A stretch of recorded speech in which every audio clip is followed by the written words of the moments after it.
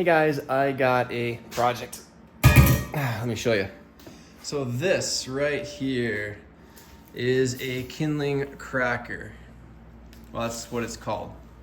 It's designed to make splitting kindling easier and safer. And I am going to try to modify this to do something more.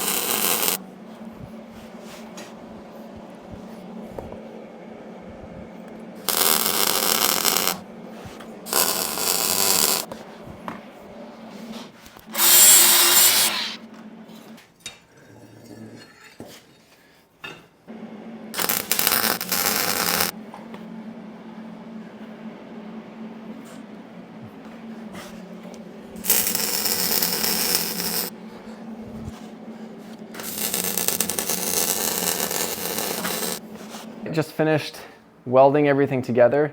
We're going to let that cool down for a bit. I'm gonna clean up in here and then let's test it out. All right, let's do a test. This is designed for somebody who has had a stroke. That means they have lost the use of one side of their body. In this case, it's their right arm and their right leg. So I have designed this to work with the left leg and the left arm. And it could really easily be switched around or whatever, but that's this specific situation. So the way this works is you can grab the firewood and set it in here. I use my foot to grab it so it cannot move. It is now held in line. That frees up my left hand to give it a whack. And there we go, split in half. I'll reset it with my left hand and then use my left foot to grab it again. There we go.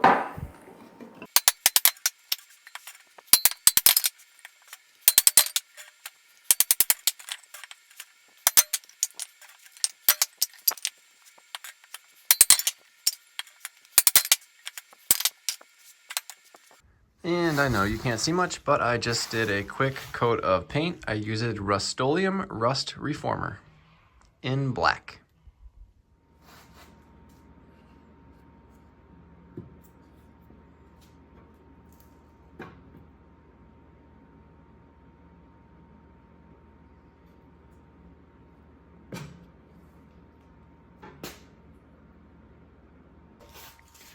Found out that the kindling is actually shorter, more like 12 inches instead of 16, so a quick little thing.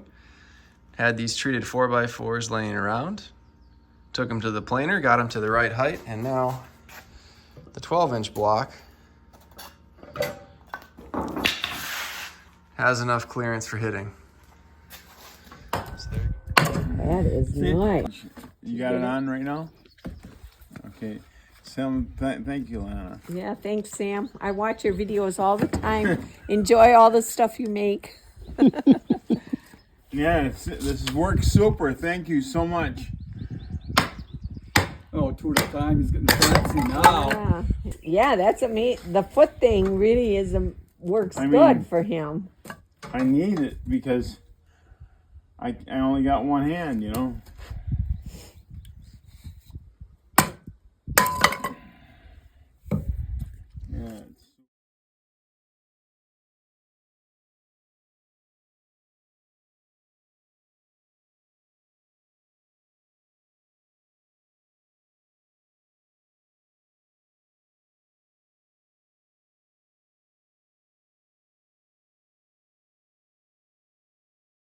here, if anyone is thinking about making one of these, again, I don't think there's a whole lot of market for it, but I do think some people might want to make it.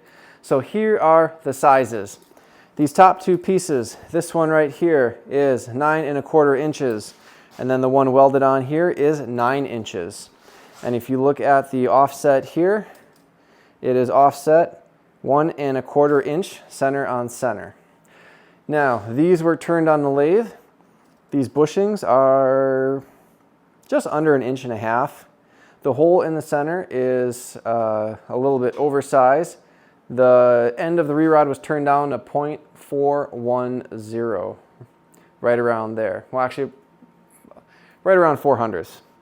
There is definitely a little bit of play. So if you're looking at your drill index, go about 2 drill bit sizes over. Just because you want some play. These will twist a little bit as you weld. You don't want that to get basically crimped together when everything gets heated up. This loop right here, if you measure, it is 12¼ inches. That would be the diameter. The overall length of this, let's see if I can do that.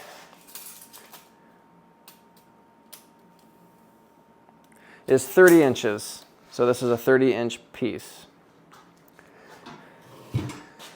Again, there are 2 more of these pieces that were turned. Nothing crazy there. Just needed something to weld to. If you're looking at the thickness, each of these is right around 1/2 of an inch thick. Again, these are rough measurements. That's just an estimate.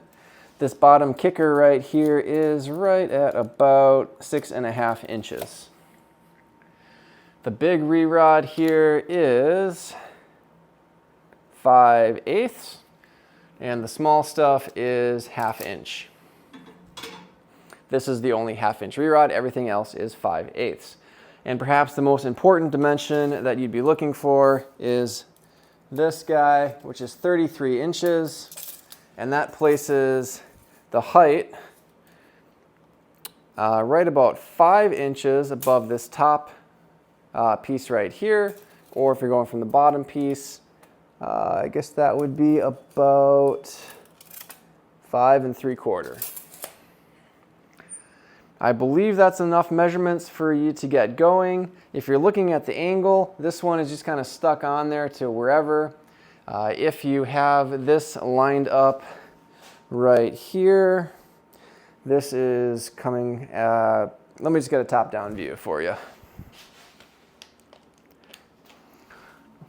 Everything is approximate, but right here, you can kind of see the angle of that and how it goes.